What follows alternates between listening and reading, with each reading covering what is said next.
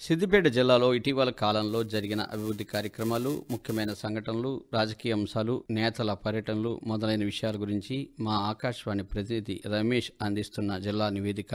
రైతు భరోసా, ఇందిరమ్మ ఆత్మీయ భరోసా, ఇందిరమ్మ ఇండ్లు, రేషన్ కార్డుల జారీ వంటి పథకాల ప్రారంభోత్సవ కార్యక్రమం కోహెడ మండలం పోరెడ్డిపల్లి గ్రామంలో జరిగింది. ఈ కార్యక్రమంలో జిల్లా కలెక్టర్ మను చౌదరి పాల్గొన్నారు. పోరెడ్డిపల్లి గ్రామంలో పథకాల మంజూరు ఉత్తర్వులను కలెక్టర్ లబ్ధిదారులకు అందజేశారు. ఈ సందర్భంగా కలెక్టర్ మాట్లాడుతూ 10 రోజుల పాటు అధికారులతో క్షేత్రస్థాయిలో సర్వే చేసి ప్రభుత్వ మార్గదర్శకాల ప్రకారం లబ్ధిదారులను ఎంపిక చేయడం జరిగిందని అన్నారు. ఈ ప్రక్రియ నిరంతరం కొనసాగుతున్నందున అర్హత ఉండి ఈ పథకాల ద్వారా లబ్ధి పొందని వారు ఎవరైనా ఉంటే మండల కేంద్రాల్లో ఏర్పాటు చేసిన ప్రజాపాలన సేవా కేంద్రాల్లో దరఖాస్తు చేసుకోవాలని సూచించారు. జిల్లా కలెక్టర్ కార్యాలయంతో పాటు జిల్లా కేంద్రంలోని ఆర్డీఓ కార్యాలయంలో నిర్వహించిన 15వ ఓటర్ దినోత్సవ వేడుకల్లో జిల్లా కలెక్టర్ పాల్గొన్నారు. జాతీయ ఓటర్ల దినోత్సవం సందర్భంగా రాష్ట్ర ఎన్నికల ప్రధాన అధికారి రాజీవ్ కుమార్ విడుదల చేసిన వీడియోని ప్రదర్శించారు. అనంతరం అందరితో ఓటర్ల ప్రతిజ్ఞ చేయించారు. నేటి తరం యువతకు ఓటు విలువ, ఎలక్షన్ ప్రక్రియ గురించి తెలియజేయాలని జిల్లా కలెక్టర్ సూచించారు.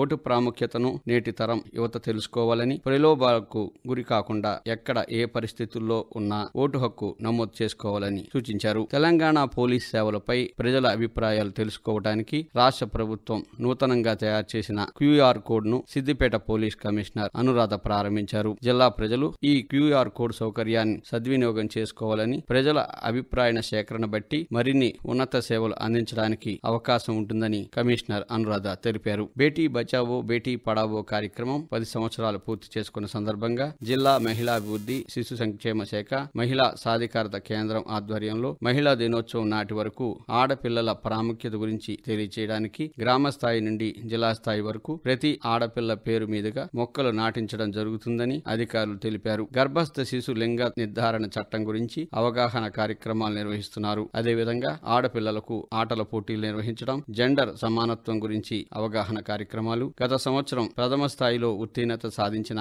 మొదటి 10 మంది విద్యార్థినులకు సన్మాన కార్యక్రమం, ఇతరత్ర అంశాల గురించి పాఠశాలలో, కళాశాలలో విద్యార్థులకు గ్రామ స్థాయి నుండి మహిళలకు అవగాహన కార్యక్రమాలు నిర్వహించడం బేటీ బచావో బేటీ పడావో ముఖ్య ఉద్దేశమని అధికారులు వెల్లడించారు. జిల్లా కేంద్రంలోని ప్రభుత్వ డిగ్రీ కళాశాల మైదానంలో జరిగిన 76వ గణతంత్ర వేడుకల్లో జిల్లా కలెక్టర్ పాల్గొని జాతీయ జెండాను ఆవిష్కరించి పోలీసుల గౌరవ వందనం స్వీకరించారు. ఈ సందర్భంగా స్వాతంత్ర్య సమరయోధులను కలెక్టర్, ఇతర అధికారులు సన్మానించారు. వేడుకలను ఉద్దేశించి కలెక్టర్ మాట్లాడుతూ సమాజంలోని అన్ని వర్గాలకు స్వేచ్ఛ, సామాజిక న్యాయం, సమాన అవకాశాలు దక్కాలన్న లక్ష్యంతో ప్రభుత్వం అనేక అభివృద్ధి, సంక్షేమ పథకాల అమలుకు చర్యలు చేపట్టిందన్నారు. కాళేశ్వరం ప్రాజెక్టులో భాగంగా నిర్మించిన రంగనాయక సాగర్ రిజర్వాయర్ నుండి రాష్ట్ర అటవీ, దేవాదాయ శాఖల మంత్రి కొండా సురేఖ ఇటీవల నీటిని విడుదల చేశారు. ఎడమ కాలు ద్వారా సిద్దిపేట, సిరిసిల్ల జిల్లాలకు సాగునీరు అందుతుందని మంత్రి తెలిపారు. సిద్దిపేట, సిరిసిల్ల, మానకొండూరు, హుస్నాబాద్, జనగామ